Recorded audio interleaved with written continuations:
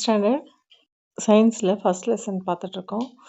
அதில் புக்கில் இருக்கிறத பார்க்குறதுக்கு மாதிரியே சைட் பை சைடு ஏஐ கூட இல்லை கூகுள் கூட படிக்கிறோன்னு பார்க்கும்போது கெமிக்கல் ரியாக்ஷன்ஸோட டைப்பை பற்றி பார்க்குறப்போ காம்பினேஷன், டீகம்போசிஷன், சிங்கிள் ரீப்ளேஸ்மெண்ட், நம்ம டிஸ்பிளேஸ்மெண்ட்டுன்னு படித்தோம், டபுள் டிஸ்பிளேஸ்மெண்ட்டுன்னு படித்தோம்.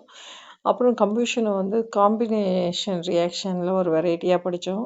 நம்ம ரிடாக்ஸ் ரியாக்ஷன் இருக்குது, அது இதில் இல்லை. அது அதர் டைப் ஆஃப் ரியாக்ஷன்ன்றதில் கொடுத்துருக்காங்க. ரிடாக்ஸ் ரியாக்ஷனு, ப்ரெசிபிடேஷன் ரியாக்ஷன் தான் டபுள் டிஸ்பிளேஸ்மெண்ட் ரியாக்ஷன், அதை இங்கே கொடுத்துருக்காங்க.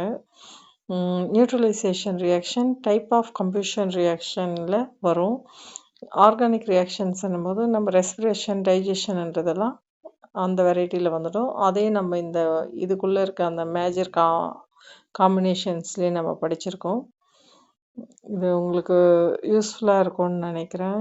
இந்த மாதிரி நம்ம லெசன்ஸில் இருக்கிற விஷயத்த ஏற்கனவே கூகுள்லேயோ ஏஐலேயோ எப்படி சொல்கிறாங்கன்றத ஒரு வாட்டி படித்து பார்க்குறப்போ, வேறு இடத்துல படித்து பார்க்குறப்போ, நம்ம ஒரு டொமைன்குள்ளே இருந்து அதை படிக்கிறதுன்றது போய் நம்ம வேறு எங்கேயாவது இருந்துக்கிட்ட இன்ஃபர்மேஷன் அதை அக்செப்ட் பண்ணிக்கிற அளவுக்கு நம்ம பிரெயினுக்கு ஃப்ளெக்சிபிளாக இருக்குன்றதை புரிஞ்சிக்க முடியும். அந்த ஒரு ஹார்ட்னஸ் குறையும்ன்றதை நம்ம புரிஞ்சிக்க முடியும்.